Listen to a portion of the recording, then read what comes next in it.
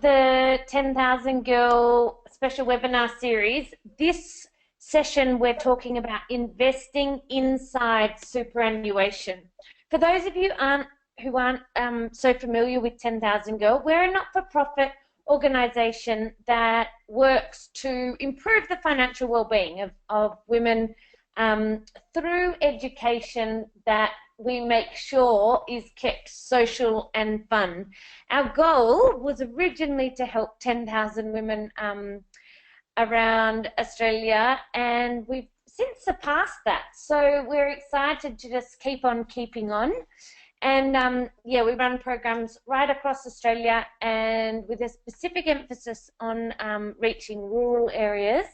And as I said, our aim is to make finance social and fun. So we make sure that there's in the broader programs, if you do the 6-step money makeover program online or come to one of our full-day workshops, we really take you through a process and make sure that there's a real focus on life goals. If you don't know and you're not mapping out where you want to be in life and your different lifestyle choices and priorities, it's very hard to then flip that on your head and say, okay, well, what do I need to do financially to get there? So that's a big emphasis.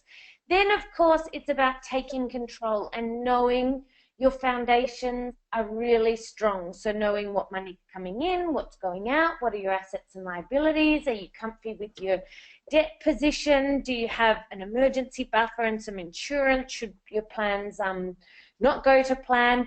And so once you have that destination point and that sort of current location, then we can start getting into the meaty stuff and talking about some of the investing principles and vehicles to get you from where you are to where you want to be.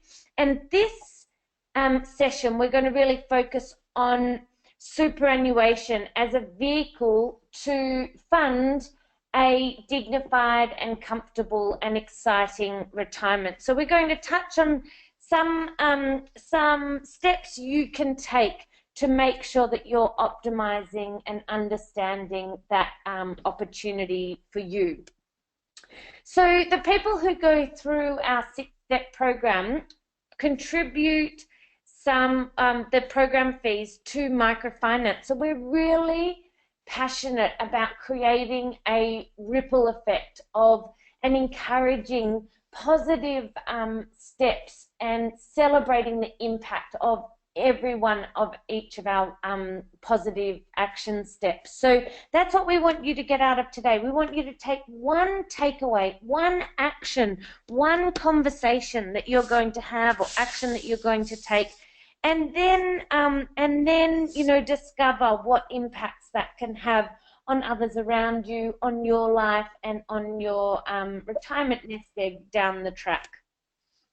So we're able to run these free programs thanks to some really supportive partners. So we work with Financial Literacy Australia, which is a grants body governed by ASIC, and Rabobank, which is an agri-bank that helps us run workshops all across regional Australia. Then we work with some other industry partners. So Understand Insurance is a great website run by the Insurance Council of Australia. Credit Savvy is a great website that explains some of the changes and helps you understand your credit score and the importance of looking after that. The FPA, so the Financial Planning Association, is a body that governs the financial planning industry, and we've got a fabulous financial planner with us today who I'll introduce in a moment. Hestar is an industry super fund specifically focused on looking after people in the care and community sector, and the ATO. So we thank all those partners for their support. Now we're excited to have Rhiannon Robinson with us today. So hi Rhiannon, and I'll throw to you to provide some of your background and why you're so passionate about financial planning, specifically your interest in financial education and supporting women through the program, through the process. So Thank you again, Rhiannon. You've put an enormous amount of thought into this presentation, and we're all really looking forward to learning from what you have to share. Excellent. Thanks so much, Zoe, and welcome to everybody, whether you're joining us live or listening to the recording. Yes, that's my name, Rhiannon Robinson. You can see me there. I'm the lady in the red. I'm a financial planner, and I have been a financial planner for the last 14 years. But recently, within the last 18 months to 2 years, I founded Finance Women, which is a specialty financial planning service designed for women. Now, I'm a huge supporter of 10,000 Girl. I think that education is an absolute key in terms of achieving your financial security and independence. Whether it's you doing your financial planning or your financial decisions alone, education is absolutely critical. But even if you're going to seek advice from an expert, the more educated in the basics you can be, the better value you're going to get out of financial planning. So there's some important information I now need to cover because financial planning is a highly regulated area.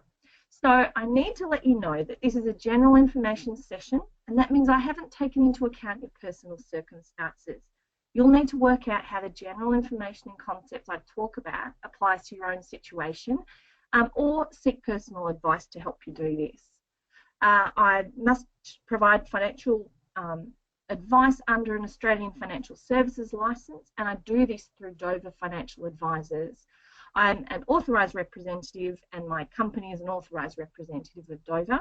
And if you want to get more information about my company or my qualifications or how advice works, then you can visit my website, financewomen.com.au, or contact me through Facebook, LinkedIn, or even 10thousandgirl. So what we're going to do is jump in. There's a lot of material I've covered today, and I'm going to do my best to get you away on time and answer questions. Can I just interrupt for a moment? I didn't at the beginning give you a chance, everyone, to play with the control panel. So you'll see that there's a question box.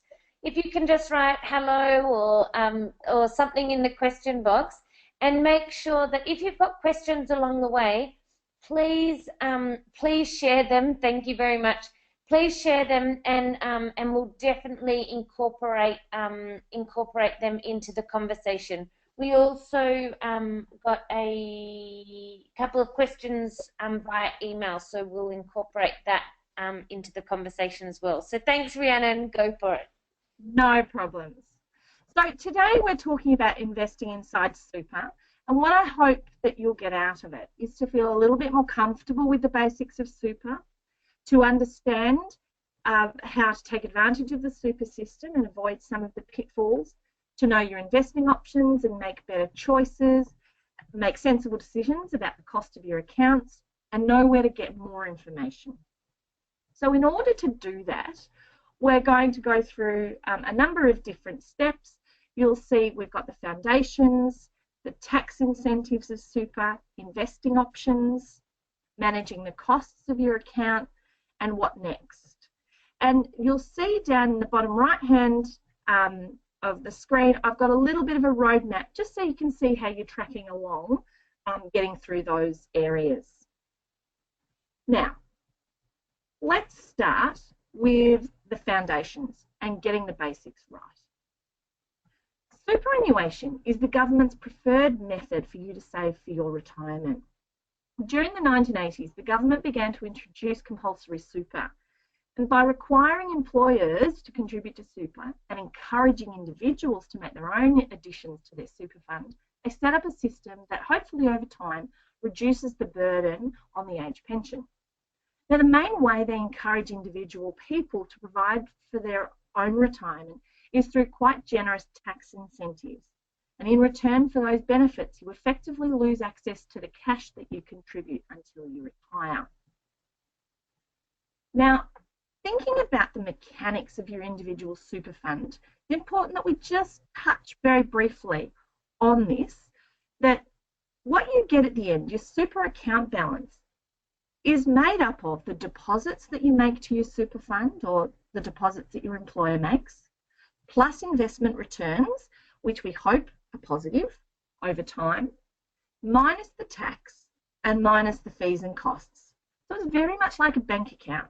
What you get out at the end is dependent upon what you put in, the returns you get, the tax you pay, and any costs. Now that's not too difficult a concept to get your head around. Now I'm going to ask you to think about the superannuation system in a slightly different way. Now, there are a lot of smart people out there, and in fact some who even specialise in superannuation at times, who fail to grasp something about the super system. And sometimes this makes them make really bad decisions. So what I'm going to do is give you an analogy to bring it to life and help you understand something really subtle and yet quite important about the super system. I want you to sit and think. Imagine you're sitting in a room of a holiday house and it feels good to be there. Why? Well, it might be the location of the house. Perhaps that location, it's in a nice, attractive area. I might get a new slide, Zoe. It might be in a really lovely location. It's not located in a floodplain, it's in a sunny spot, and the view is good. It might be the size and shape and the layout of the rooms. It might feel good because of the furnishing, the interior decorating, the paint on the walls, the furniture, and the decorative elements. Now, all these three things contribute to how you feel about that holiday house and why you feel good. Each is important in its own way. The superannuation is similar. There's a lot of moving parts to super that determine how much superannuation you get out at the end. The choice of your super fund is a lot like the location of your house. It will impact how easy it is to operate, how much it costs, and what options you have available.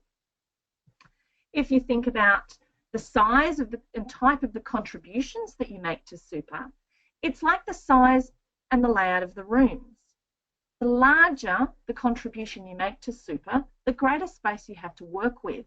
But just like the layout of a house can impact how it works, the type of contribution that you make can make a big difference to the tax that you pay and the incentives that you receive. We'll talk about that. Finally, the investments that you make inside super are like the furniture, and that's what we're talking about, a large amount of what we're talking about today. So looking at all those three things together, why do I try to make this distinction? Well, because imagine you open your super statement at the end of the year and you're disappointed by the investment returns. You naturally jump to the conclusion that your super fund is terrible and you go looking for another one. Now, you may or may not have a bad super fund and maybe it's worth changing it, but it's possible that the problem is the furniture you've chosen, or for a super fund, the investments that you've chosen is not quite right. Now, is it really bad furniture, or has it been used inappropriately? So imagine that you're sitting in the holiday house and it's in a beautiful location and it's a lovely sized room. However, you're not really getting a good sleep.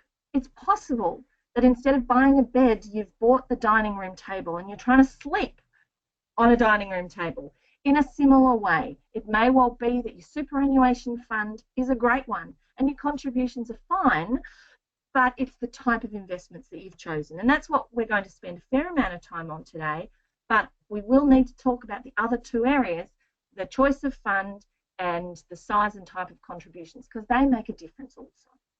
So I'm going to start first with the incentives. That is encouraging you to add more room to your house. There are three phases of incentives that the government uses to try and encourage you to contribute to super. There's the incentive for you to put money in the first place to plant some more super. There's the incentives that they use to grow your super, which is pretty much reductions in tax on investment earnings. And at the harvesting end, when you come to draw on it, there's reductions in the amount of tax that you pay when you pull money out of super.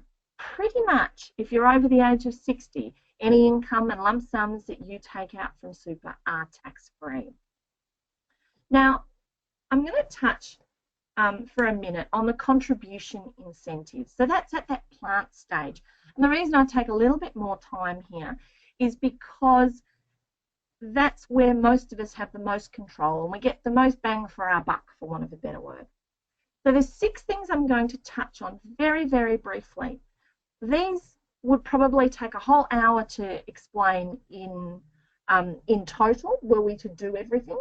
However, we'll just talk very, very briefly. And I know Rachel did bring in a question prior to the webinar asking about this in part. So the first thing is salary sacrifice. Salary sacrifice is where you ask for your employer to contribute some of your salary directly to your super fund instead of taking it home as a salary. Now, you could decide to save for your retirement outside of the super system. So, for example, let's say you had $100. If your income is anywhere between $37,000 and $80,000 a year, you're paying 34.5 cents in the dollar tax. So if your employer pays you $100, you're going to pay $34.50 in tax.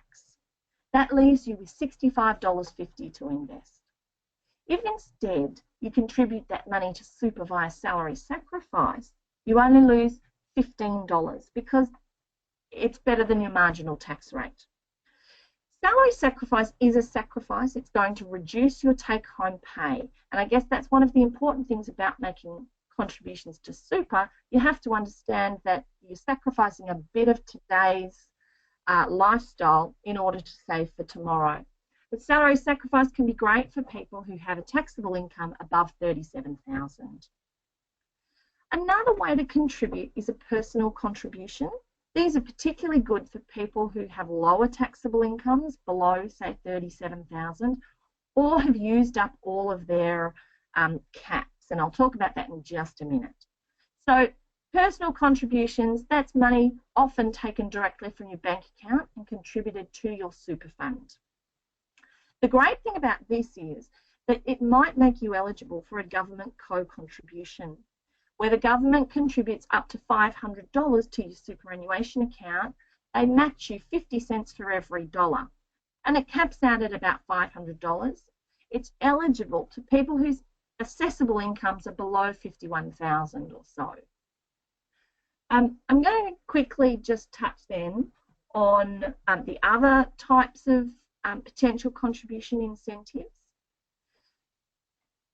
If your spouse might be eligible, or you might be eligible for a tax rebate. So if an individual makes a contribution to their spouse's account where their spouse's income is below $13,800, they may be eligible for a tax rebate of up to $540. Now, given the changes to the federal budget, it looks like, assuming the legislation passes, that this eligibility will extend to a lot more people, because those with spouses whose incomes are up to $37,000 will now be eligible to collect that tax rebate. There's self-employed contributions. So if you're a self-employed person, that means less than 10% of your income is earned as an employee. Possibly you might be able to claim tax deductions on your super contributions. And the final one I just want to touch on very briefly is transition to retirement. This allows for individuals over a certain age to commence an income stream from their super fund. They use this income to pay for their day-to-day bills, increasing their capacity to take advantage of that first thing we talked about, salary sacrifice. For some people, this allows their net contributions to super, it allows them to increase their contributions to super without reducing their day-to-day disposable income. Now, it's quite a complex strategy, as you might have noticed when a number of politicians during the election got into trouble trying to explain what it was. However, the short thing is, if you're over age 60, have more than $100,000 in super, and have more than 12 months left in the workforce, if you tick those boxes, chances are you probably should have a chat to somebody about whether that works, whether transition to retirement will work for you. Now, That's the quickest I've ever explained the different types of contributions to super. And so I don't expect you to have taken all of those in. If you earn over 37,000, salary sacrifice can be great. But if you earn under 50, maybe you can try and get some government co-contribution. What's important though is you might be eligible for more than one of these incentives.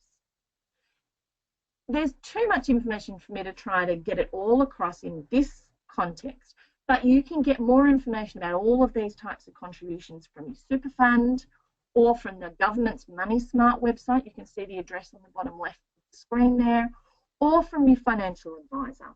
So there's a number of different ways to explore those. I guess the next thing is that it's really important to understand that when you contribute to super, you are giving up access to your capital.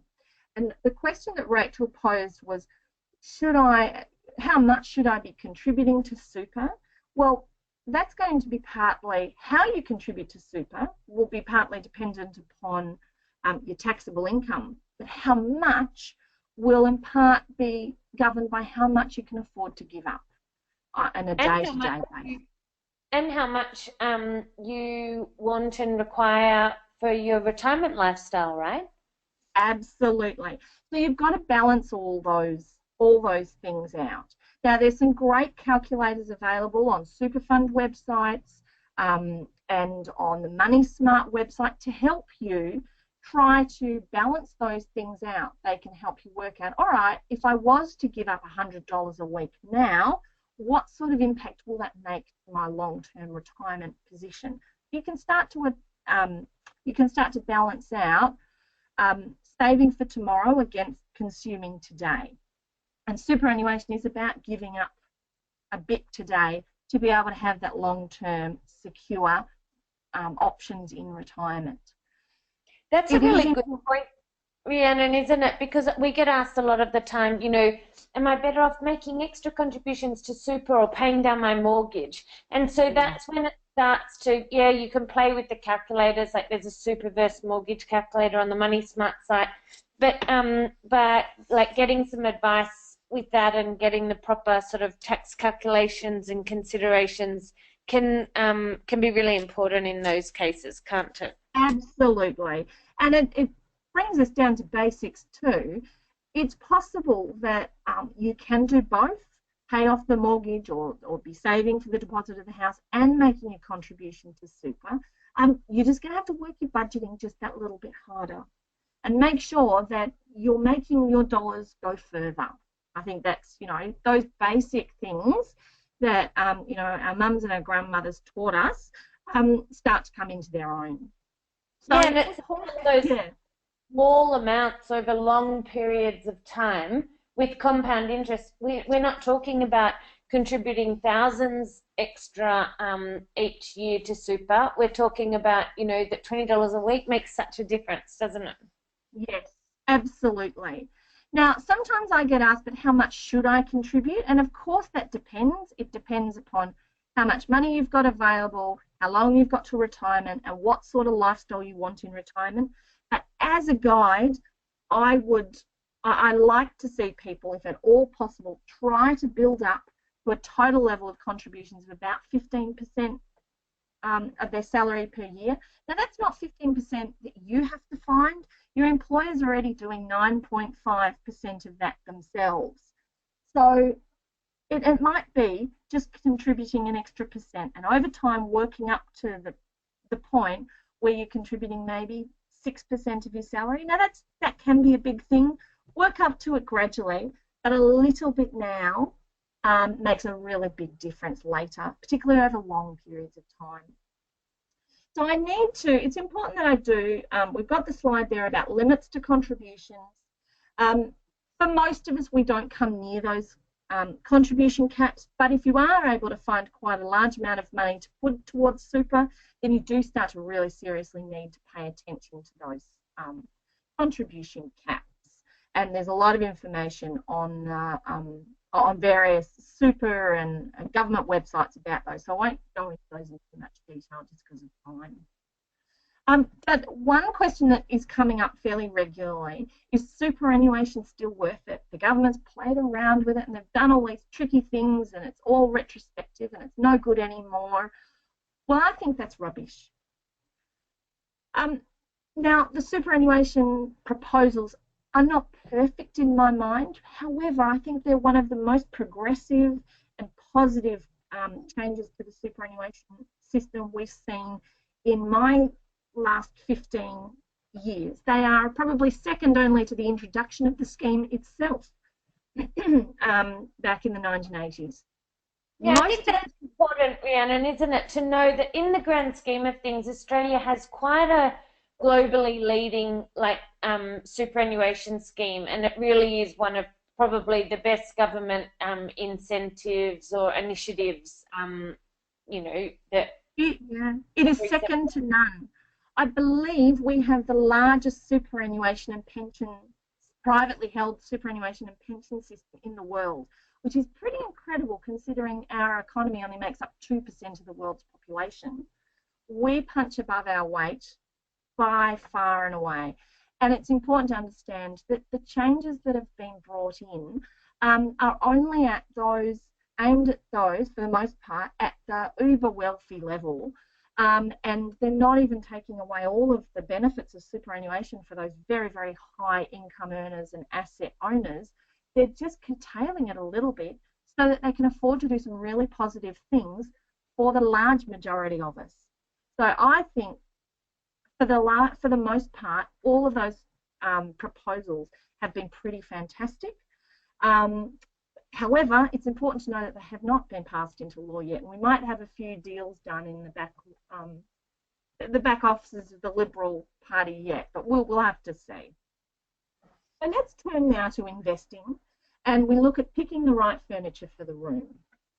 One of the most important things I can get across to you is the time horizon for your super.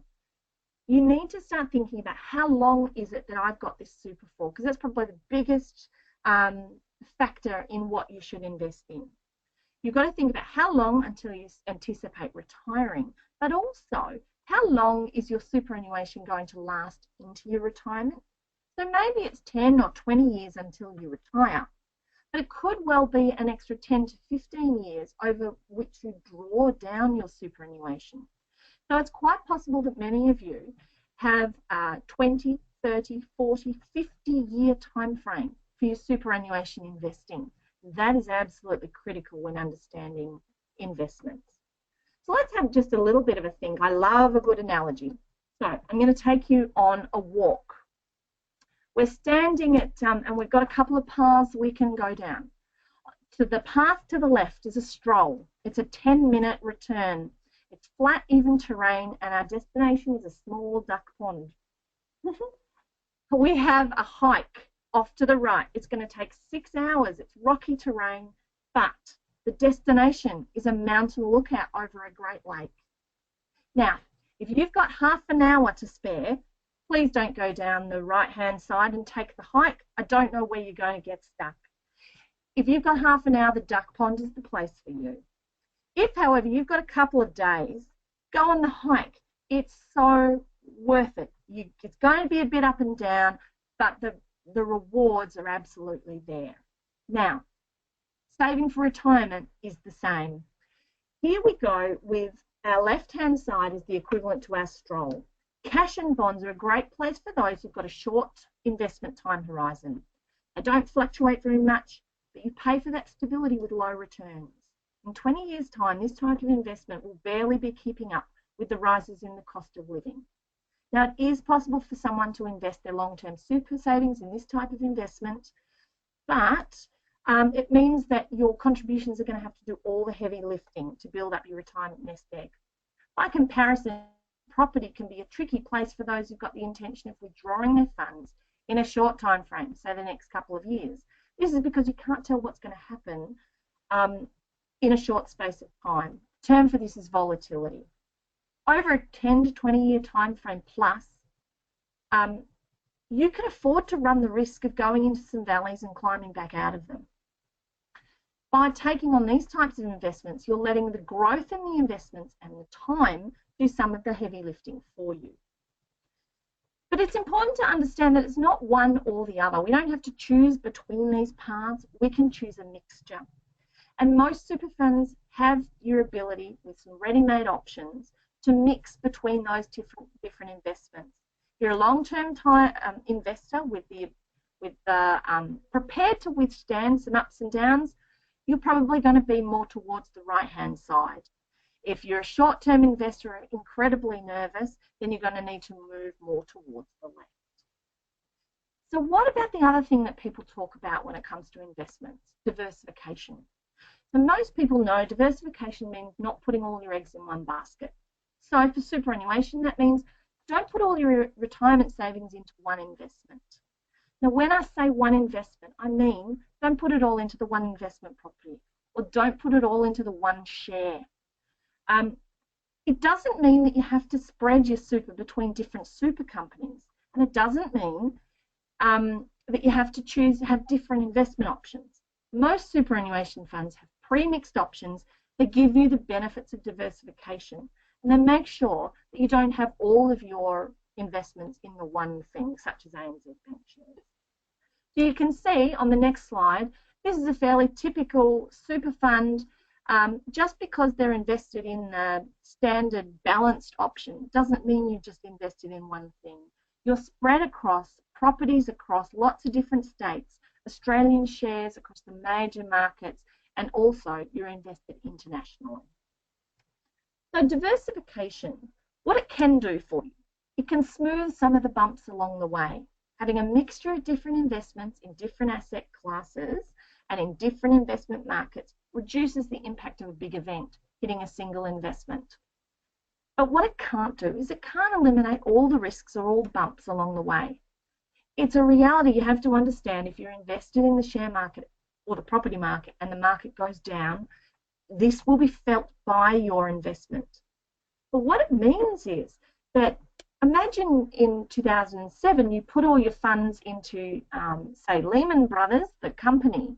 By 2009, if you only invested in the one share, your investment would have been wiped out. By comparison, if you spread your money across a whole lot of different shares, in the GFC, it would have hurt. You would have seen your superannuation fund go down, sometimes by quite a fair bit. However, when you're invested in a whole lot of different things, the negative impacts are spread out, and by now you will have more than made your money back from the bad times of the GFC. So they're the basics around the investing for your super fund. It's all about time frame and diversification. So let's think for the moment about your superannuation fund and picking the right location. There's 3 different options that are available to you. Most Australians under the choice of fund legislation have a choice about where their super goes. I'm going to talk a little bit about each one of them. There's retail super funds. So these are the funds offered by the big banks and their subsidiaries. I'll get you to switch the slide, Zoe. Retail super funds, they're offered by the big banks and their subsidiaries or large investment managers and insurance companies. The names you might recognise are like Commonwealth, Colonial First State, MLC, AMP, BT. These tend to be big companies on the stock market, and their primary purpose is to make money for their shareholders by selling you things. These companies can be good. They are often at the forefront of new and exciting ideas and services, but they also do tend to be quite expensive. Now, they justify their fees by bells and whistles and also often make claims about expert methods of investing and making higher investment returns than the next guys. There are times when these funds can be great for a client. However, in most instances, the higher costs more than outweigh the additional services and often outweigh the additional returns that they get. Now, the second group I've got is industry super funds. Now, these are funds which are owned and operated to profit the members. The names you might recognise are companies like Hester, Rest, Cbus, Australian Super. They're often associated with a particular industry. However, these days, they're usually open for anybody to join. They don't have shareholders to pay, So this means they return their profits back to their members in the form of more services like education seminars and in the form of lower fees. They often, though not always, have less quirky or interesting services and investment options. But the research does show that on average, the investment returns from these type of funds tend to perform better than the retail funds once you take into account the fees. Now, there's no guarantees here. Some retail funds are better than some industry super funds. But from my mind, I typically get better value for money for my clients from industry type funds than from the retail funds. And I'll show you why. If you have a look at a typical industry fund against a typical retail fund, the extra costs start to increase, start to eat into the returns you get. So Zoe, I might get you to put the graph on. You can see here that the green fund is the industry fund and the red fund is the retail fund. The industry fund fees on a typical share portfolio take up about 8% of your typical returns. With a comparable retail fund, they're chewing up nearly 20% of your returns. Retail funds often make claims about superior expertise in investments, but the returns would have to be consistently higher by about 1% just to get back to the same position. And this is why industry funds are able to support the claims that they make about you being off with the compare-to-pair type investments, compare-to-pair type ads. Now, this situation is exacerbated even further if you're a very conservative investor. So if you're looking at investing conservatively over the long run, the returns are lower, and therefore even small differences in the fees make a much bigger difference. So you can see with a cash investor, a third of the returns are eaten up in fees compared to just a quarter in the equivalent industry fund. The return you get on your super is dependent upon the investment returns and the fees you pay. Now, it's really difficult, and I would argue impossible, to reliably pick which investment manager will get you the best return each and every year. This is largely out of your control and out of their control. It's highly influenced by investment markets and luck. Fees, however, are within your control. They're predictable. And by choosing a lower fee option, for example, one that even saves you 0.5% a year, you're effectively increasing your investment returns by 0.5%. So that's the difference between retail and industry funds. So I'll now talk about self-managed super funds. That was the third option. A self-managed super fund is where you take your super and you manage it yourself. You personally take on all the investment decisions and administration costs. Some of the advantages include the ability to hold assets such as share portfolios and investment portfolios. You might have the ability to own artworks and collectibles. However, there's some fairly serious restrictions here. If you own art, you can't put it on the wall. In fact, since July, you're not even allowed to physically keep it at your house. If you own an investment property, such as a holiday home in Inverloch, you can't stay there. This is because investments in super need to meet the sole purpose test. Superannuation is about saving for and investing for your retirement, not about enjoying these lifestyle assets. There can be a number of advantages to a self-managed super fund. It can allow members to share the investing and spread the costs of managing super. Your super could be combined with your spouses or your parents in order to spread the investment risks along other people and potentially invest in a larger asset such as a property. For people who own their own business, it can be a great way to invest in their business premises, where the company owns the shop or the warehouse. The business then rents the property from the super fund. This can have advantages because you have a secure and reliable tenant, yourself, you have a willing landlord, yourself, and your business is able to claim tax deductions on the rent, while your super fund claims tax deductions on the interest on any lending that was used to buy it. And these arrangements are not without risk and are complex, and you need to get the investment advice right. Since we're on this, it is important to understand that as the trustee of a super fund, you have a fair amount of work to do to administer investments, the transactions and the accounting for this fund. Just like the owner of the business, you'll be required to prepare and submit an annual financial statement and tax return. As a trustee, and Rhiannon, not for people with $20,000 in super, is it? There's some minimum fees and stuff worthwhile. There's a sort of a minimum amount you'd probably want to be working with. I could not have put it better myself. If you have a little look on the next slide, you can see here, sorry, just get my notes. If we use the last graph that we used about retail versus industry funds and looked at the cost of a self-managed super fund, so that's the blue line there, what you can see is that for at balances below $200,000 to $300,000, a self-managed super fund is much, much more expensive. In fact, we might skip forward a couple of slides to go, yep, beautiful. If you looked at a very conservative self-managed super fund, that costs a typical amount. So typically, self-managed super funds cost about $3,000 a year to run.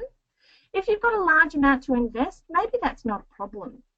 But if you've got a small amount to invest, in fact, you can see on the left-hand graph, that purple line is off the chart. And that's because with a very conservative investment and a $100,000 self-managed super fund, the cost of running the fund is going to chew up all of your returns. Now, depending upon the size, how you invest, it might be worth it for some people, but you do have to consider this situation. Because I had a client a couple of months ago, she's a lovely client, and she'd started a self-managed super fund because she wanted to control her super.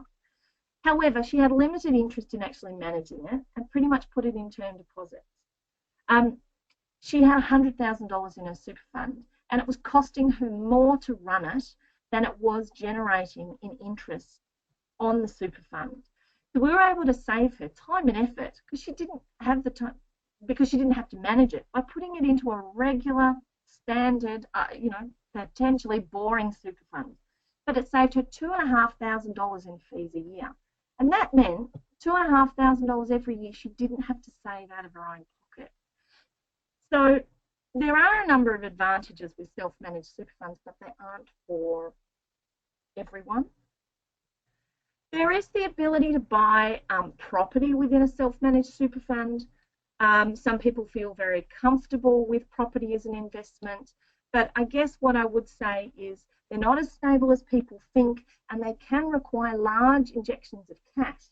The other thing is, if you've got a very large self-managed super fund sitting there with, if you've got a self-managed super fund with a $600,000 investment property, chances are you can't diversify it because you haven't got any cash left over to buy other things. So there is a word of warning there. The next one really is managing your own portfolio. Some people want to do a self-managed super fund because it allows them to trade direct shares. I'd have to think about whether you can effectively do that yourself. There are a number of ways you can do that through a self-managed super fund, but if you're particularly interested in that, the new breed of super funds out there, there's quite a few that allow you to pick and choose your own shares inside the super fund, and it might make it a much more cost-effective way to do the same sorts of things. So when looking at a self, isn't it, to call your super fund and find out what's actually available, and call a few other super funds and find out what's actually available, because as you say, a lot of the retail and more of the industry funds are giving a lot more options, and as you say, can be in a much more cost-effective way. And so this is just another reason to engage with your super fund and to ask them what's available for you, because I think that's one thing, the envelopes slip across the table, but when you actually find out what's available, there's lots of choices that you can make. That's right. So I would say with self-managed super funds, I really wouldn't even consider it for somebody who had a balance of at least $250,000 and was interested in investing, had time and discipline to do the investment, had a good risk profile with long-term, they're personally disciplined, got good advice, and had a backup strategy for who was going to manage it if you couldn't. So they're not for everyone. And I don't think your superannuation doesn't have to suffer just because you haven't got a self-managed super fund. There's a lot of people who do a lot better with other forms of the more regular super funds. So I'm going to mention now just other ways to manage costs. Zoe touched on the fact of comparing super funds. Does it compare well given your balance? There's lots of calculators out there that you can compare them. Insurance premiums, what's it costing you? But also, don't go and just cancel an insurance policy just because it's costing you money. They can be difficult to reinstate if you need them. So I might just get you to move on to the insurance slide. There are different forms of insurance that you can get inside your super fund. They can provide a very cost-effective way to protect your financial security. It's not just for mums and dads with mortgages. They can also be very, very important for single women, whether or not they own their own home, for things like income protection. So before you roll over or cancel any insurance, consider if you were ill or injured, couldn't work for an extended period of time, how would you pay the bills? And if that question fills you with horror, you might want to go and have a think about whether you've got enough insurance inside your super fund. Do you understand what you've got? And try to engage with that just a little bit more. So I'm nearing the end, but I just want to put a few things together. One, it's really hard when you hear a speaker to talk about these things and they tell you, look, don't pay too much in fees. And you're left without any idea as to what's reasonable. So with that in mind, I've given you this little table. And what I suggest you do is have a look at your last super statement. It'll tell you what your account balance is. Then go and have a look at how much you paid in fees, but don't include your insurance premiums and not including any tax. And have a look at this table. If your balance is under $5,000 and you're paying more than $150 in fees each year, definitely have another look around. If your balance is, say, anywhere between 10 and 50 and you're paying more than about $600 in fees, definitely have a look around. I think these are very generous costs. You can do a lot better than this. Often my clients are paying half this in fees, but I'm giving you a little bit of a guideline as to how much is too much. So Great. Finally, how does this all put together? Now, if we think about a scenario, I might actually, so if we think about Linda, she's 40, she earns $60,000 a year, got $50,000 balance in super at the moment, and she's invested in the most conservative option of a retail fund, and she's not making any contributions and intending to retire at 60. She's not an unusual client for me. This is quite a typical client. Now, with this scenario, if we didn't do anything for her, we'd expect that she was able to get around about $116,000 by the time she retires.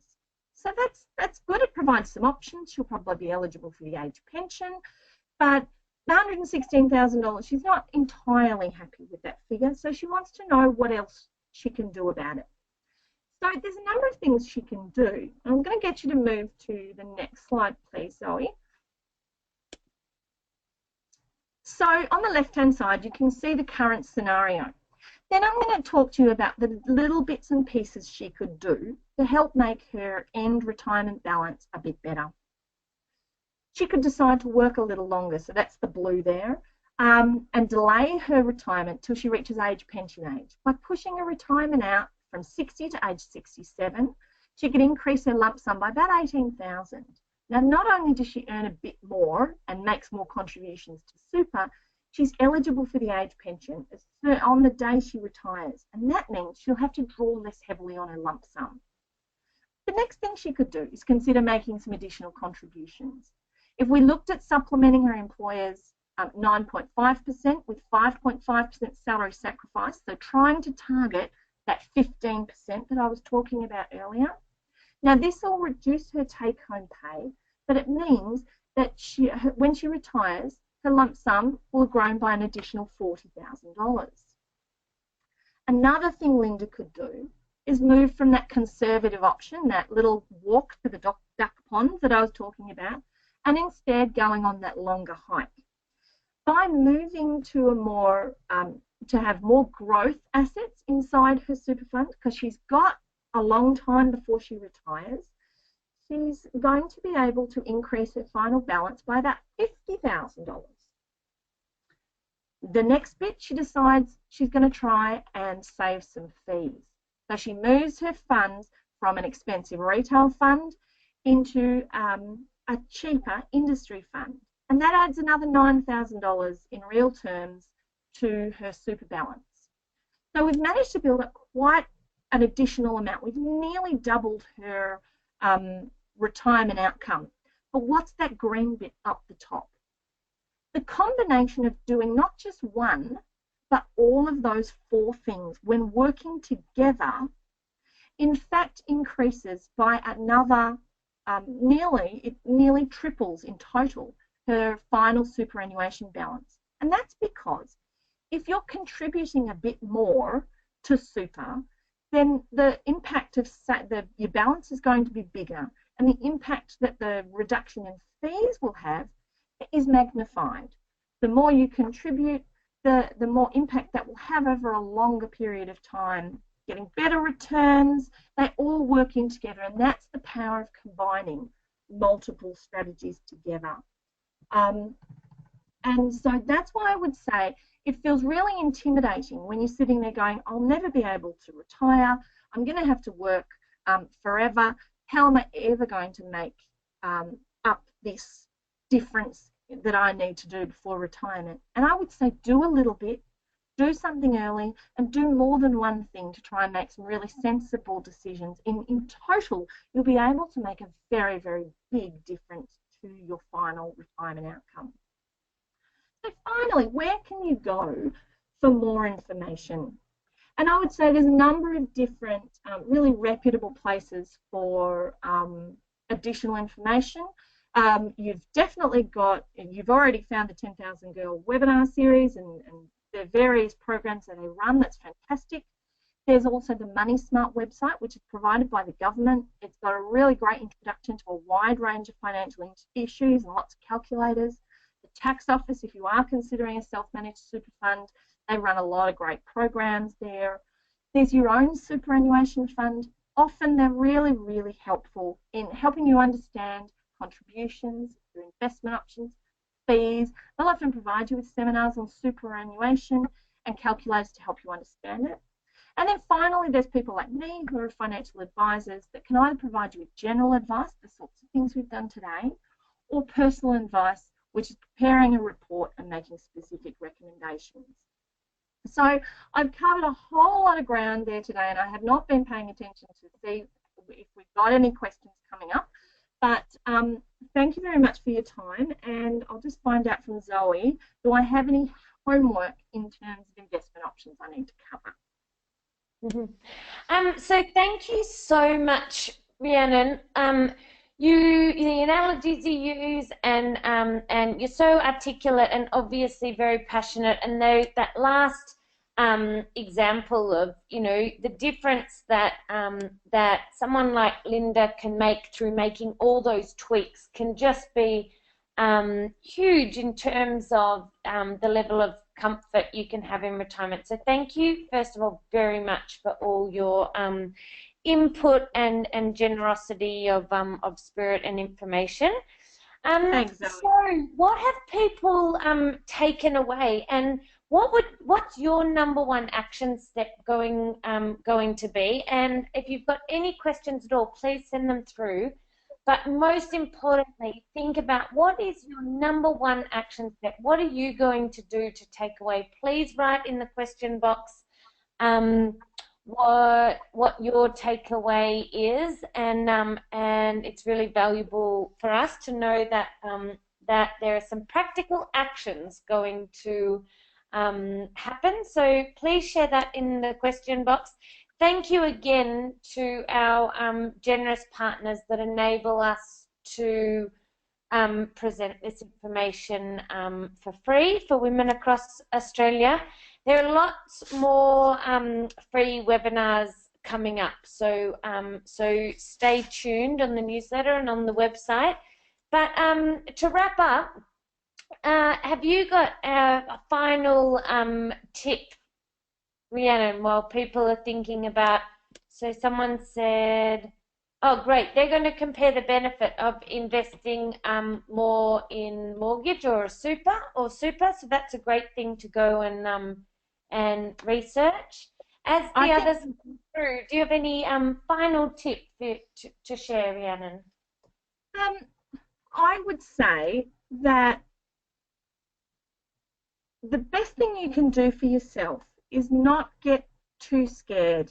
Open it up and start to inform yourself as to what your options are. You don't have to understand it all at once.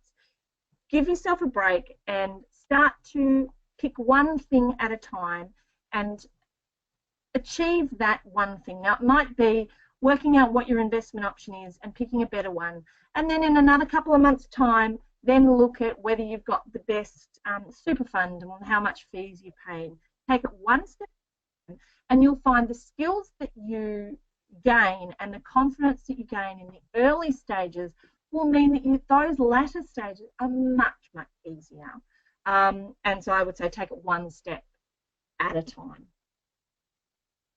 Great, that's a very good tip and makes it feel much more doable. So yes. Someone else has said, thanks for the seminar. We'll check out my current investment options inside of super and how much I can salary sacrifice. Fantastic. Well, thank you all very much. Someone else has said, I'll be looking at my super fees and change my investment option to growth as I have 30 years left in investment before retirement. All really, really great examples of those very tangible little tweaks you can make now, and as Rhiannon's column showed us, that those actions now can mean extraordinary differences to your nest egg down the track. So there's a few people are saying thank you. So Rhiannon, please accept our deepest thanks, and thank you all very much for logging on or listening to the recording. Hope you've got a heap of value, and happy investing. Thanks very much.